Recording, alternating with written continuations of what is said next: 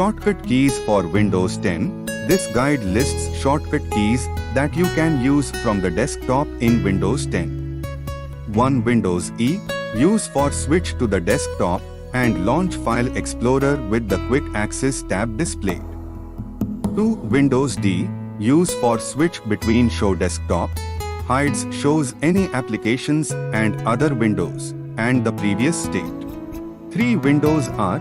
Use for display the Run dialog box. This feature is particularly useful for quickly accessing various system tools, utilities, and programs without needing to navigate through the Start menu or desktop icons. 4. Windows L.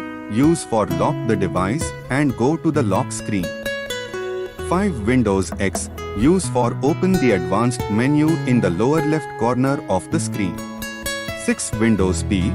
Use for open the project pane to search and connect to external displays and projectors.